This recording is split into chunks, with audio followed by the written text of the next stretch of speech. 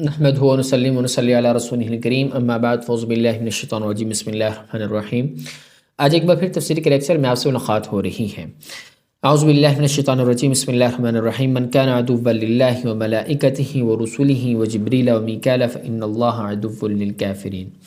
اگر کوئی شخص اللہ کا، اس کے فرشتوں کا اور رسولوں کا اور جبریل اور میکائیل کا عدو دشمن ہے، فإن اللہ عدو للکافرین، بس بے شک سن لے کہ اللہ دشمن ہے کافروں کا۔ وَلَقَدْ أَنزَلْنَا إِلَيْكَ آيَاتٍ بَيِّنَاتٍ، اور البتہ تحقیق ہم نے آپ پر انزلنا اتاری، الیک آپ کے اوپر، آیات ایسی آیات بینات بہت سی واضح آیات۔ وما یکفر بها الا الفاسقون، اور یہ آخر کیا معاملہ ہے کہ ان لوگوں نے کہ وما یکفر بها الا الفاسقون، کہ ان کا انکار وہی لوگ کرتے ہیں فاسقون جو فاسق ہیں، نافرمان ہیں۔ ما یکفر کے نہیں کفر کرتے، اس کا نہیں انکار کرتے، اس کا مطلب وہ کون جو فاسق ہیں۔ او کلما عاہدوا عہدا نبذہ فریق منہم، یا آخر کیا معاملہ ہے کہ ان لوگوں نے جب کوئی عہد کیا، او کلما عاہدوا، کہ جب انہوں نے عہد کیا، عہدا نبذہ فریق، کہ ان کے ایک گروہ نے اسے ہمیشہ توڑ دیا، ٹھیک ہے، بل اکثرهم لا یؤمنون، بلکہ ان میں اکثر ایسے لوگ ہیں جو ایمان نہیں لاتے۔ ولما جاءهم رسول من عند اللہ، اور جب ان کے پاس اللہ کی طرف سے ایک رسول آئے جو اس مصدق لما معهم، جو اس تورات کی تصدیق کرنے والی جو ان کے پاس ہے، نبذ فریق من الذین اوتوا الکتاب، تو اہل کتاب میں سے ایک گروہ کیا کرتا ہے، نبذ، ایک گروہ نے اللہ کی کتاب کو اس طرح پس پش ڈال دیا، نبذ مطلب پس پش ڈال دیا کتاب اللہ، اور اللہ کی کتاب کو، وراء ظہورہم، اپنے پیٹھ کے پیچھے، کأنہم لا یعلمون، گویا کہ وہ جانتے ہی نہیں، مطلب اس طرح انہوں نے اس کو پس پش ڈال دیا، اس اللہ کی کتاب کو۔ اب دیکھیں کہ پیچھے ہم نے اپنے وہ پڑھا تھا کہ وہ پیچھے ان کا ذکر تھا بنی اسرائیل کا، کہ وہ لوگ کہتے تھے کہ آپ کے پاس جو وحی لے کر آنے والا ہے وہ جبریل امین ہے، اور ہاں اگر کوئی اور آتا آپ کے پاس وحی لے کر تو پھر تو ہم آپ کی بات مان لیتے، کیونکہ جبریل ہمارا دشمن ہے، تو اس لیے ہم آپ کے اس پر ایمان نہیں لاتے۔ تو پھر آپ نے یہی پڑھا تھا کہ اللہ تعالیٰ نے فرمایا تھا کہ وہ تو صرف ایک پیغام رساں ہیں، وہ تو ایک پیغام پہنچانے والے، باقی حکم تو اللہ کے، پیغام چاہے اللہ جس کے ذریعے بھی پہنچائے۔ تو پھر آگے انہی آیات میں پھر اللہ تعالیٰ نے وہی ارشاد فرمایا کہ جو بندہ ان لوگوں کا دشمن ہوگا، اللہ کے فرشتوں کا، اللہ کے رسولوں کا، جبریل کا، میکائیل کا، مطلب ان سب کا، کسی کا بھی دشمن ہوگا تو اللہ بھی اس کا دشمن ہے۔ بس جب اللہ کسی کا دشمن بن جائے، جب اللہ کسی پر وہ کر لیں، تو پھر کون بچ سکتا ہے۔ پھر آگے ان کی اس بری عادات کا ذکر کیا کہ وہ وعدہ کرتے ہیں، پھر وعدے کو توڑ دیتے ہیں، اور پھر جب نبی صلی اللہ علیہ وسلم ان کو یہودیوں کو کوئی ایسی قرآن کے احکام کی کتاب پڑھ کر سناتے ہیں، جو وہی قرآن جو ان کی کتاب مطلب تورات کی تصدیق بھی کرنے والی ہے، پھر وہ اس تورات کے حکم کو ماننے سے بھی گویا کہ انکار کر دیتے ہیں، اور اس کو پیسے پش ڈال دیتے ہیں کہ گویا کہ ان کو پتہ ہی نہیں ہے کسی چیز کا، اس طریقے سے وہ کرتے ہیں، مطلب ایسے قسم کے وہ بس ضد، ہردرمی، دشمنی، عناد، اور کوئی وجہ بھی نہیں، بس یہی وجہ ضد ہے، حسد، اس وجہ سے وہ ایسا کرتے ہیں۔ تو آگے دیکھیں اگلی آیات میں اللہ تبارک و تعالیٰ نے ارشاد فرمایا، واتبعوا ما تتلو الشیاطین علی ملک سلیمان، اور یہ بنی اسرائیل ان کے پیچھے لگ گئے، واتبعوا مطلب ان کی اتباع کر لی، ان کے پیچھے لگ گئے، ما تتلو الشیاطین جو شیاطین پڑھا کرتے ہیں، ٹھیک ہے، علی ملک سلیمان علیہ السلام کی بادشاہت میں سلسلہ، مطلب جو سلیمان علیہ السلام کے زمانے میں شیاطین پڑھا کرتے تھے، یہ اس کے پیچھے لگ گئے۔ وما کفر سلیمان ولکن الشیاطین کفروا، اور کسی نے کفر نہیں کیا سلیمان علیہ السلام کا، مطلب ان کا کسی نے انکار نہیں کیا، لیکن الشیاطین، البتہ شیاطین لوگوں کو جادو کی تعلیم دیتے ہیں. کفروا ولکن الشیاطین کفروا، مطلب انہوں نے شیاطین نے کفر کا ارتکاب کیا. یعلمون الناس السحر، کہ یہ لوگوں کو جادو کی تعلیم دیتے ہیں. اچھا، اب لوگوں کو جو کہ جادو کی تعلیم دے کر سلیمان علیہ السلام کا کفر کرتے ہیں. وما انزل علی الملکین ببابل ہاروت و ماروت. آگے اللہ تبارک و تعالیٰ فرمایا کہ اور یہ کہ بنی اسرائیل اس چیز کے پیچھے بھی لگ گئے کہ جو شہر بابل اور ہاروت اور ماروت مطلب جو شہر بابل میں ببابل شہر بابل میں ہاروت اور ماروت نامی دو فرشتوں پر نازل کی گئی. ما انزل مطلب جو نازل کی گئی ان دو فرشتوں پر جو شہر بابل میں اترے تھے. کون کون دو فرشتے؟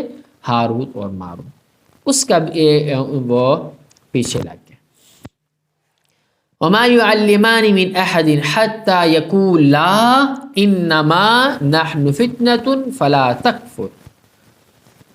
یہ دو فرشتے کسی کو اس وقت تک کوئی تعلیم نہیں. ما يعلمان، یہ دونوں فرشتے کسی کو اس وقت تک کوئی تعلیم نہیں دیتے تھے کسی من احد کسی ایک کو بھی. حتی یہاں تک کہ یقولا وہ دونوں کہتے تھے انما نحن فتنہ، کہ ہم دونوں فتنے ہیں فتنے. فلا تکفر، پس تو کفر اختیار نہ کر. انشاءاللہ وضاحت میں اس کی بات پھر کریں گے. جب تک یہ بات نہیں کہتے تھے تو اس وقت تک وہ دو فرشتے ان کو تعلیم نہیں سکھاتے تھے جادو. فَيَتَعَلَّمُونَ مِنْهُمَا مَا يُفَرِّقُونَ بِهِ بَيْنَ الْمَرْءِ وَزَوْجِهِ. اچھا، اب کیا ہے؟ لہذا اب اس میں فتنے سے مراد آزمائش، کہ ہم تو آزمائش کے لیے بھیجے گئے ہیں، لہذا تم اس جادو کے پیچھے پڑھ کر تم کفر اختیار مت کرو. یہ وہ کہتے ہیں. فَيَتَعَلَّمُونَ مِنْهُمَا مَا يُفَرِّقُونَ بِهِ بَيْنَ الْمَرْءِ، پھر بھی یہ لوگ ان سے وہ چیزیں سیکھتے تھے. فَيَتَعَلَّمُونَ مِنْهُمَا، کہ لوگ ان سے وہ چیزیں سیکھتے مَا يُفَرِّقُونَ بِهِ بَيْنَ الْمَرْءِ وَزَوْجِهِ، کہ وہ جو نقصان کو ایسی باتیں سیکھتے تھے کہ جو جس کے ذریعے مرد اور اس کی بیوی میں جدائی کرتے تھے. مطلب ایسے جادو ایسے اس کی تعلیم سیکھتے تھے کہ میاں بیوی کے درمیان جدائی واقع ہو جائے. وما هم بضارین به من احد الا باذن اللہ، اور اس کے ذریعے کسی کو اللہ کی مشیت کے بغیر وما هم بضارین، کسی کو بھی نقصان نہیں پہنچا سکتے تھے من احد کسی ایک کو بھی الا باذن اللہ، مگر اللہ کی مشیت کے بغیر، اللہ کی اجازت.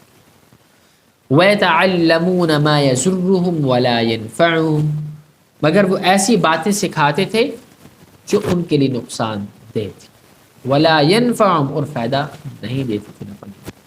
وَلَقَدْ عَلِمُوا لَمَنِ اشْتَرَاهُ مَا لَهُ فِي الْآخِرَةِ مِنْ خَلَاقٍ، اور وہ یہ بھی اچھی طرح جانتے کہ جو شخص ان چیزوں کا خریدار بنے گا. وَلَقَدْ عَلِمُوا، اچھی طرح اس بات کو جانتے تھے. لَمَنِ اشْتَرَاهُ، جو بھی خریدار بنے گا ان چیزوں کا. مَا لَهُ فِي الْآخِرَةِ، ان کے لیے آخرت میں کوئی حصہ بھی نہیں ہے. خلاق کچھ حصہ بھی نہیں ہوگا آخرت. وَلَبِئْسَ مَا شَرَوْا بِهِ أَنفُسَهُمْ، اور حقیقت یہ ہے کہ وہ چیز کتنی ہی بری تھی کہ جس کے بدلے انہوں نے اپنی مَشْتَرَوْا بِهِ أَنفُسَهُمْ وَلَبِئْسَ مَا شَرَوْا بِهِ أَنفُسَهُمْ، مطلب وہ چیز کتنی بری ہے. مَا شَرَوْا بِهِ، کہ جس کے بدلے انہوں نے اپنی جانوں کو بیچ ڈالا. وَلَوْ كَانُوا يَعْلَمُونَ، کاش کہ ان کو علم ہوتا اس کی حقیقت کا، اگر وہ بات حقیقت میں جانتے. اب دیکھیں کہ اب اس کو ہم تھوڑی سی وضاحت کر لیتے ہیں آپ کے سامنے. اللہ نے شروع میں فرمایا نا کہ وَاتَّبَعُوا مَا تَتْلُو الشَّيَاطِينُ عَلَىٰ مُلْكِ سُلَيْمَانَ وَمَا كَفَرَ سُلَيْمَانُ وَلَٰكِنَّ الشَّيَاطِينَ، کہ ان آیات میں اللہ نے یہودیوں کی ایک اور بد عملی کی طرف اشارہ کیا کہ وہ یہ کہ جادو ٹونے کے پیچھے لگنا شرعاً ناجائز تھا. بالخصوص اگر جادو میں یہ شرکیہ کلمات جو منتر کے پڑھے جاتے ہیں تو ایسا جادو کفر کے مراد ہے. سمجھ میں آ رہی؟ تو حضرت سلیمان علیہ السلام کے زمانے میں کچھ شیاطین نے، جن میں انسان اور جنات دونوں شامل ہو سکتے ہیں. مطلب شیاطین، اس میں کچھ شیاطین، اب اس میں وہ شیاطین انسان بھی ہو سکتے ہیں، جن بھی ہو سکتے ہیں. مطلب جو شیطانی عمل کرنے والے ہیں وہ مراد ہیں، وہ نفوس، وہ ذات ہیں، چاہے وہ جنات میں سے ہو چاہے انسان میں سے. کیا کیا؟ بعض یہودیوں کو انہوں نے یہ پٹی پڑھائی حضرت سلیمان علیہ السلام کی سلطنت کا سارا راز جادو میں چھپا ہوا ہے، اور اگر تم جادو سیکھ لو گے تو تمہیں بھی حیرت انگیز اقتدار نصیب ہوگا، بہت زیادہ فائدہ ہو سکتا ہے. چنانچہ یہ لوگ جادو سیکھنے اور اس پر عمل کرنے میں لگ گئے. حالانکہ جادو پر عمل کرنا نہ صرف ناجائز تھا بلکہ اس کی بعض قسمیں جو کفر تک بھی پہنچا سکتی تھی، ایسا بھی تھا۔ تو دوسرا غضب یہودیوں نے یہ کیا کہ خود حضرت سلیمان علیہ السلام کو جادوگر قرار دے کر ان کے بارے میں یہ مشہور کر دیا کہ انہوں نے آخری عمر میں بتوں کو پوجنا شروع کر دیا تھا، نعوذ باللہ۔ تو ان کے بارے میں جھوٹی داستانیں انہوں نے اپنی مقدس کتابوں میں شامل کر دی جو آج تک بائبل وغیرہ میں درج ہیں، ٹھیک ہے۔ تو قرآن نے اس آیت میں حضرت سلیمان علیہ السلام پر اس ناپاک بہتان کی تردید کر دی کہ ایسی کوئی بات نہیں۔ بات سمجھ میں آ رہی؟ تو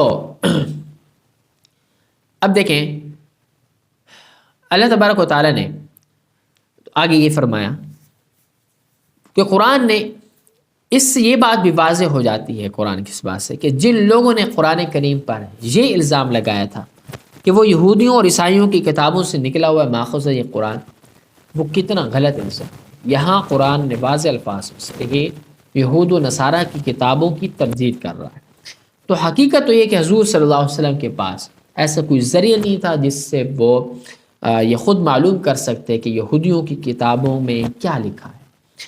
اس بات کے علم آپ کو وحی کے علاوہ کسی اور راستے سے نہیں ہو سکتا تھا، لہٰذا یہ آیات بذات خود آپ کے صاحب وحی رسول ہونے کی واضح دلیل ہے کہ آپ نے نہ صرف یہ بتایا کہ یہودیوں کی کتاب میں حضرت سلیمان علیہ السلام پر کیا بہتان آ گیا بلکہ اس کے اندر تردید بھی کر دی۔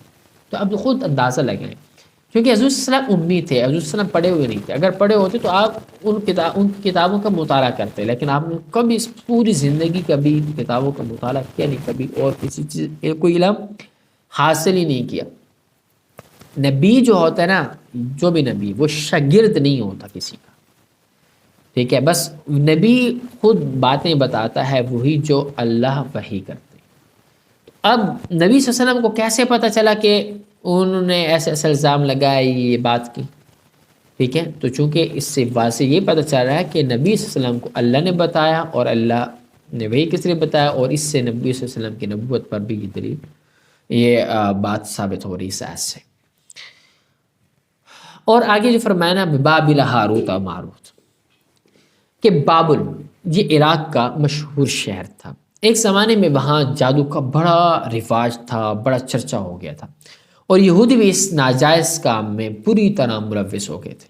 انبیاء اور دوسرے نیک لوگ انہیں جادو سے منع کرتے تو وہ بات نہ مانتے تھے۔ اس سے بھی خطرناک بات یہ تھی کہ لوگوں نے جادوگروں کے شعبتوں کو معجزے سمجھ کر انہیں اپنا دین مقتدا بنا لیا، دینی مقتدا بنا لیا۔ جادوگروں کے ایسے نوکی چیزوں کو دیکھا کہ یہ معجزے ہیں، اس طریقے سے اس کو اپنا دینی مقتدا بنا لیا۔ اس موقع پر اللہ تبارک و تعالیٰ نے ان کے آزمائش کے لیے اپنے دو فرشتے جن کا نام ہاروت اور ماروت تھا دنیا میں انسانی شکل میں بھیجا کہ تاکہ وہ لوگوں کو اس جادو کی حقیقت سے آگاہ کریں۔ دیکھو اللہ نے بھیجا جادوگروں انسانی شکل میں، اور وہی علم دے کر تاکہ اسی کے ذریعے اللہ ان کو اس کی حقیقت بتلائیں اور یہ بتائیں کہ خدائی معجزات سے ان کا کوئی تعلق نہیں۔